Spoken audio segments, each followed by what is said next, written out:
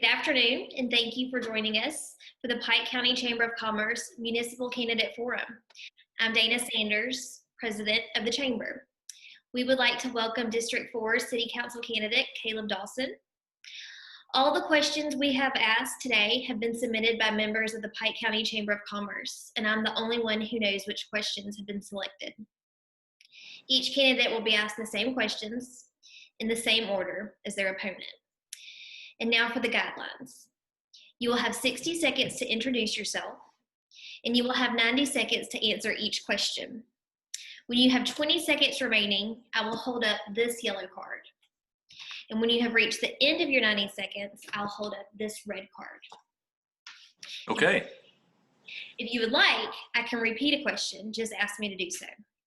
All right. And then at the end, you will have 60 seconds for a closing statement. Thank you so much for joining us today, Caleb. And we would like you to take your 60 seconds and introduce yourself. Well, my name is Caleb Dawson, and I've been living in Troy since 2008. My wife is Elizabeth Dawson, and we came here for her job. She's medical director at Charles Henderson Child Health Center. I'm a furniture designer, and over the last few years, my family has really gotten involved in community service, and we are starting to see how much of a difference regular folks like us can make in a town like ours. Okay, thank you. All right, question number one. Do you support clawback provisions in economic development agreements? If not, why not? And if so, what specific clawback provisions do you think are important? I'm sure you're more of an expert than I am on clawback provisions. So I need you, if I have the chance to serve on the city council, I'll depend on people like members of the Chamber of Commerce to help me make a determination on the value of that sort of thing to our community. We are recognized almost every year in the Chamber of Commerce as a statewide leader in the annual Farm City event. What do you believe are the key programs in the annual Farm City event that you would like to continue? I've been to the Farm City event a few times in the past, and speaking broadly, our farmers are a very important part of our economy, but to a lot of us who live an everyday life and spend a lot of our time in the city limits, what their contribution is not obvious to us all the time. So generally speaking, raising the profile of agriculture is something that benefits all of us. I personally really enthusiastic about the interaction that Farm City has with our students also. We have one of the lowest unemployment rates in the state, even during COVID. According to Polar Statistics, wages here are higher than most other towns our size, while housing costs are lower. What factors do you think are most important in keeping our unemployment numbers low? Well, the diversification of our economy, I think, is big. I know a lot of people who have, as they've as they gain more skill as workers, they've been able to move from industry to industry and use those skills to earn more and more money for their families. So I think the diversification is really key to that. And your question had a second part that I need you to remind me about, please. Sure. What factors do you think are most important in keeping our unemployment numbers low? I would say diversification and an aggressive approach to economic development. Troy owns our own utilities, whereas other companies use power companies such as Alabama Power. Do you believe that owning our own utilities is an advantage or a disadvantage, and why? Clearly, I feel like it's an advantage. As a consumer of utilities, the service my family gets is exceptional.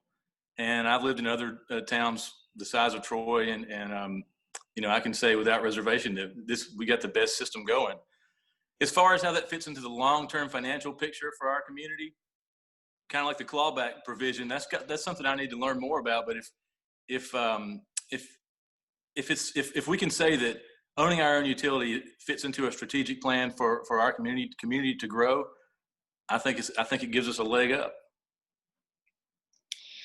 Alabama is currently governed by home rule as a matter of law, and that impacts the ways in which municipal governments in our state can legally govern their towns. Do you support home rule, and why or why not? Well, I think by and large, people in Troy know what's best for Troy. We don't have all the resources that our partners in higher levels of government have, but I have the expectation that different levels of government will work together and cooperate. And if the people in Troy say this is in our best interest, we've got the numbers to prove it. We've done the research. We've got the statistics, whatever that is. I think we should all have the expectations that our leaders will work that through every level of government that applies to the choice they're making, and do it in good faith, and whether home rule applies or not. So, I don't have a really smart sounding answer to that, but I know that the most important thing is for our leaders to make sure that the will of the people they serve is being met. A survey of Troy residents published by the Chamber last year dealt with education. It found that local funding the Troy City school system was more per student than Enterprise, Coffee, Dale, Ozark, and Crenshaw County schools. Given the fact that our local funding is already so much higher, sometimes double, what surrounding school systems receive from local funding? Is already so much higher, sometimes double what surrounding school systems receive from local funding. Would you support a property tax to provide even more funding to the schools? That's a pretty complicated question with a pretty complicated answer. What I support unequivocally is anything that is in our community's financial best interest, that also puts us on a trajectory to having a school system that earns a statewide or even broader reputation for excellence. There's more than one way to skin that cat, and I'm wide open to anything that gives us the kind of school systems we can brag about.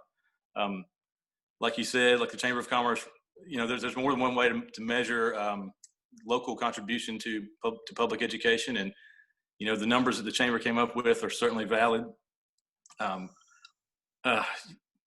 Broadly speaking, when we are 100% sure as a community that we have the kind of education system that reflects our values about caring for children, then I think I think that would be a time that we can kind of rest and ease off on improving our school system.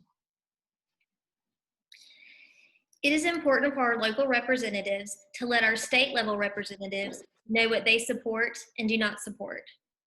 There is a bill before the Alabama legislature that is being sponsored by Pike County Representative Wes Allen that would ban the prescription of puberty blocking or gender hormone altering medications to children in Alabama.